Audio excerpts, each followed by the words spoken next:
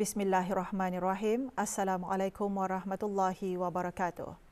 Pada menjunjung titah perintah ke bawah Duli Yang Maha Mulia, Paduka Seri Baginda Sultan Haji Hassan Al-Bolkiah Mu'izzuddin Wad Daulah, Ibni Almarhum Sultan Haji Omar Ali Saifuddin Sa'dul Khariwaddin, Sultan dan Yang di-Pertuan Negara Brunei Darussalam.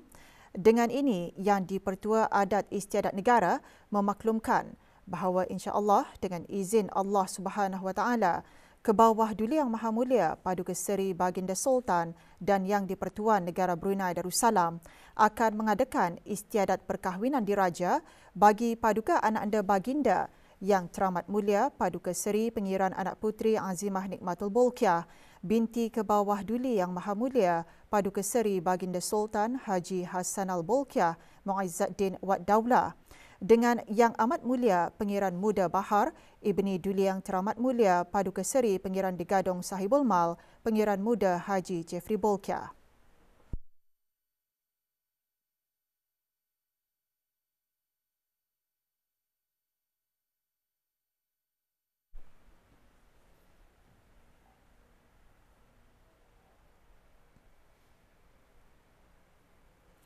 Majlis-majlis bagi istiadat perkahwinan diraja ini akan dimulai dengan Majlis Istiadat Bersuruh Diraja yang akan diadakan pada hari Ahad 15 hari bulan Jamadil Akhir 1444 bersamaan 8 hari bulan Januari 2023 dan diikuti dengan majlis-majlis seperti berikut. Majlis Istiadat Membuka Gendang Jaga-Jaga dan Majlis Istiadat Menjunjung Kurnia Gendang Jaga-Jaga pada hari Isnin 16 hari bulan Jamadil Akhir 1444 bersamaan 9 hari bulan Januari 2023. Majlis Istiadat menghantar tanda diraja dan pertunangan diraja dan Majlis Istiadat menerima tanda diraja dan pertunangan diraja pada hari Selasa 17 hari bulan Jamadil Akhir 1444 bersamaan 10 hari bulan Januari 2023. Majlis Istiadat berbedak pengantin diraja pada hari Rabu malam Khamis 19 hari bulan Jamadil Akhir 1444 bersamaan 11 hari bulan Januari 2023.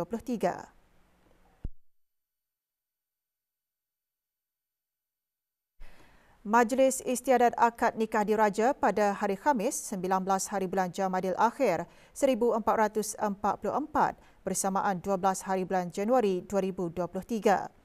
Majlis Istiadat Bersanding Pengantin Diraja akan diadakan pada hari Ahad 22 hari bulan Jamadil Akhir 1444 bersamaan 15 hari bulan Januari 2023. Majlis Persantapan Diraja pada hari Isnin malam Selasa 24 hari bulan Jamadil Akhir 1444 bersamaan 16 hari bulan Januari 2023. Dan Majlis Istiadat Membaca Doa Selamat dan Menutup Gendang Jaga-Jaga akan diadakan pada hari Selasa 24 hari bulan Jamadil Akhir 1444 bersamaan 17 hari bulan Januari 2023.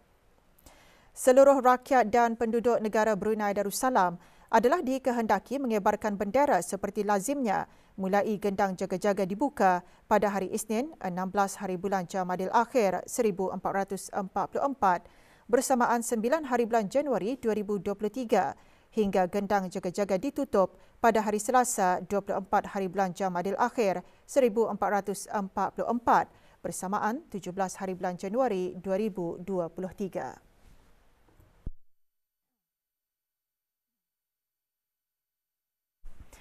Kementerian Sumber-Sumber Utama dan Pelancongan menyasarkan peningkatan hasil pengeluaran sektor pertanian, perikanan dan agri makanan sebanyak RM1 bilion bagi keluaran dalam negara kasar KDNK pada tahun 2035. Yang Berhormat Datuk Seri Setia Dr. Awang Haji Abdul Manaf bin Haji Metusin, Menteri Sumber-Sumber Utama dan Pelancongan, ketika ditemu bual pada majlis pembukaan rasmi Mini Expo Hari Peladang, Petani, Penternak dan Nelayan HPPPN kali ke-12 juga menyeru para peladang, petani, penternak dan nelayan meningkatkan lagi hasil pengeluaran dalam menjana pembangunan ekonomi dan sekuriti makanan negara.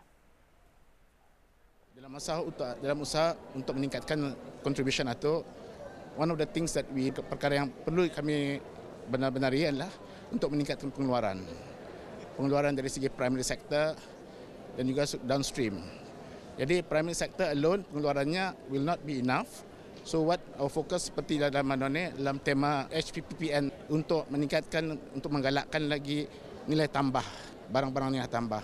Dengan adanya nilai tambah itu akan meningkatkan lagi pengeluaran dan juga value add yang dibuat di Brunei.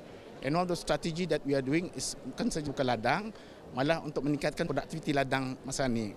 Macam mana kami buat macam itu ialah trying to encourage teknologi. Di samping cabaran-cabaran yang dihadapi disebabkan oleh pandemik COVID-19, Kementerian Sumber-Sumber Utama dan Pelancongan sentiasa berusaha membantu pengusaha-pengusaha tempatan di negara ini dalam menangani isu-isu seperti kekurangan buruh, bahan mentah dan sebagainya agar para pengusaha tempatan dapat meneruskan pengeluaran hasil mereka. Perkara tersebut ditekankan pada Majlis Perasmian Mini Expo Hari Peladang, Petani, Penternak dan Nelayan HPPPN kali ke-12 bagi tahun 2022. Majlis berlangsung petang kemarin di Dewan Muhibah Berakas.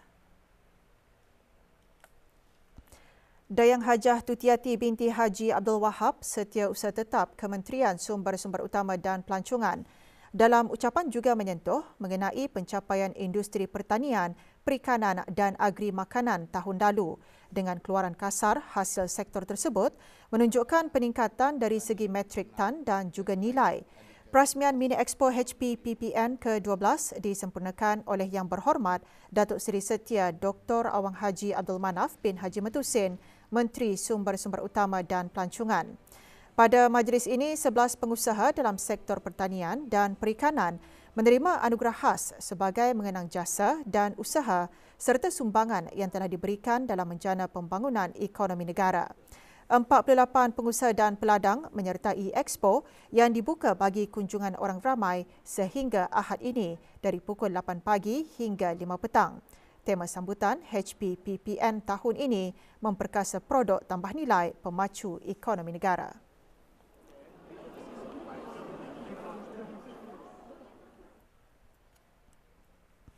Bersempena 50 tahun penubuhan Jabatan Perancang Bandar dan Desa, petang kemarin diadakan ceramah khas dan doa kesyukuran. Acara anjuran Jabatan Perancang Bandar dan Desa berlangsung di Masjid As-Salihin, Jabatan Perdana Menteri. Hidup berjihad melalui perancangan A'udzubillahi minasyaitanir Allah al-Qayyum. Hadir Yang Berhormat Datuk Seri Setia Awang Haji Muhammad Juanda bin Haji Abdul Rashid, Menteri Pembangunan. Ceramah khas antara lain menekankan kepentingan menghormati hak berjiran dalam merancang atau menyelaras kemajuan melalui pematuhan undang-undang dan piawaian perancangan ke arah mewujudkan satu persekitaran yang kondusif bagi menjana keharmonian hidup bermasyarakat. Para jemaah Allah Subhanahu taala bayang lagi di mana letaknya di Papua ni ia jauh daripada Pacific Ocean. Jadi adanya aturan-aturan yang sudah ke arah memberi manfaat kepada para pelajar dan kaki tangan sebagai bahan rujukan yang berguna, Kedutaan Besar Republik Rakyat China di negara Brunei Darussalam menyumbangkan sejumlah buku kepada 2 institusi pendidikan. Majlis penyerahannya berlangsung secara berasingan di Sekolah Sains dan Kejuruteraan Kampus Lumut Politeknik Brunei PB dan Kampus IBTE Jeffrey Bolkiah di daerah Blyth. Semasa majlis di Kampus Lumut PB, Puan Yang Terutama Yu Hong, Duta Besar Istimewa dan Mutlak Republik Rakyat China ke negara ini, dalam ucapannya berkata, sumbangan merupakan kerjasama dua hala antara PB dan Kedutaan Besar Republik Rakyat China dalam menaik taraf literasi bahasa Cina serta penghayatan dan perkongsian budaya Cina kepada para pelajar PB. Sebanyak 169 buku disumbangkan dan diterima oleh Awang Lim Kian Boon, pemangku pengarah PB. Juga dilancarkan koleksi buku Cina.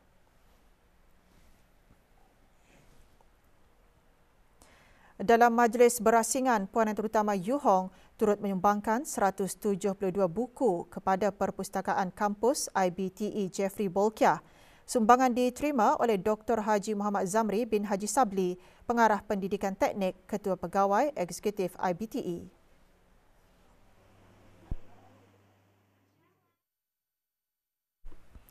34 orang peserta bersaing dalam peringkat separuh akhir kebangsaan Musabakah Membaca Al-Quran bahagian dewasa bagi tahun 1444 Hijrah 2022 Masihi yang berlangsung selama 3 hari bermula 1 November lalu.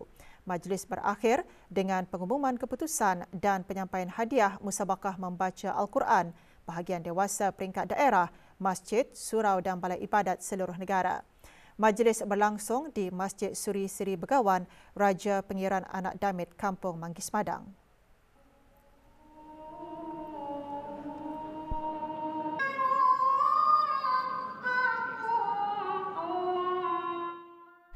Penyampaian hadiah serta sijil penyertaan kepada para peserta disempurnakan oleh Awang Haji Muhammad Rosli bin Haji Ibrahim, Setiausaha Tetap Kementerian Hal Ehwal Ugama.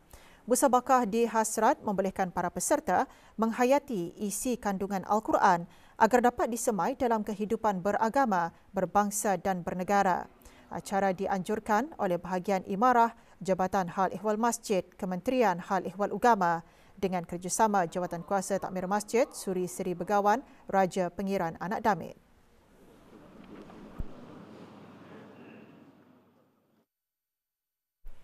Status harian normal baharu COVID-19. 3 kes berada dalam kategori 4 iaitu memerlukan bantuan oksigen dan di bawah pemantauan rapi. Kementerian Kesihatan memaklumkan 510 kes dilaporkan sembuh kemarin.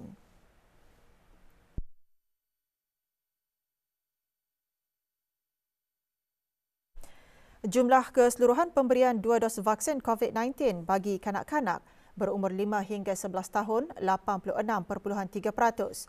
Bagi remaja berumur 12 hingga 17 tahun yang mendapat 3 dos vaksin 61.7%. Dan liputan bagi rakyat dan penduduk negara ini yang mendapatkan 3 dos vaksin 78.6%.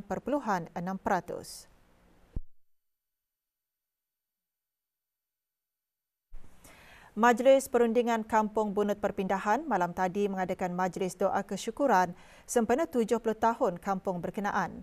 Majlis diadakan di Masjid Kampung Bunut.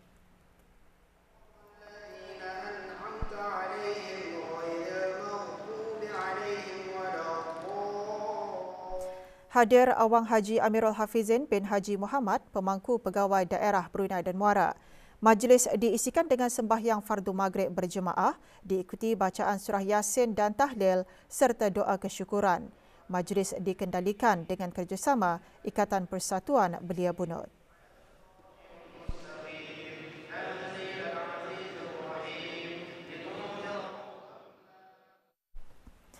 Jabatan Imigresen dan Pendaftaran Kebangsaan JIPK akan sentiasa membuat pemantauan dan operasi bagi membendung perkara-perkara berkaitan penyalahgunaan pas imigresen. Operasi tumpas yang dilaksanakan di 2 lokasi berasingan di kawasan Mukim Gadong telah berjaya menahan 2 orang warga negara asing. Penahanan dibuat berkaitan kegagalan menunjukkan dokumen yang sah.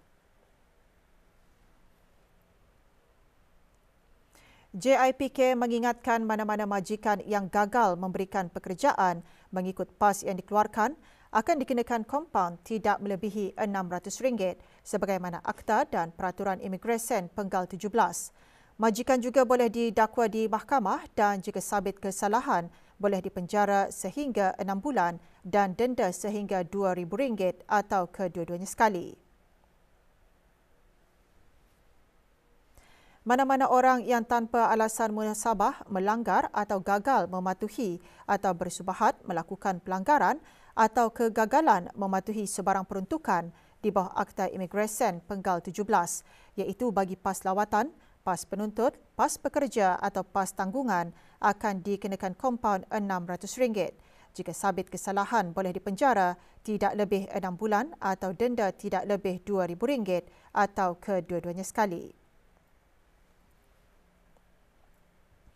Warga negara asing yang menyalahgunakan PAS imigresen akan dikenakan kompaun tidak melebihi RM600 dan boleh didakwa di mahkamah. Jika sabit kesalahan, boleh dipenjara sehingga 6 bulan dan denda sehingga RM2,000 atau kedua-duanya sekali.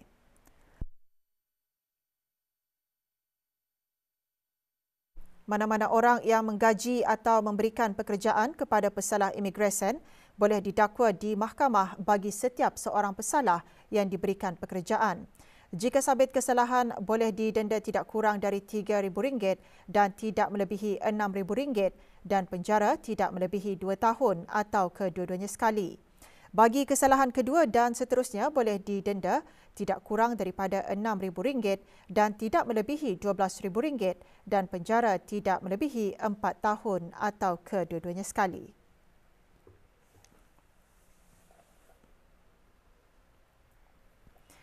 JIPK dalam siaran akhbarnya juga mengongsikan jumlah kes kesalahan imigresen yang direkodkan dalam tempoh 5 tahun iaitu dari tahun 2018 sehingga bulan September 2022. Berkaitan menyalahgunakan pas lawatan, 262 kesalahan dicatatkan. Menyalahgunakan pas kerja, 366 kesalahan. 176 kesalahan pula dicatatkan bagi menyalahgunakan pas kerja yakni bekerja sendiri. 279 kesalahan direkodkan bagi kegagalan memberikan pekerjaan, manakala bersubahat melakukan kesalahan-kesalahan imigresen sebanyak 611.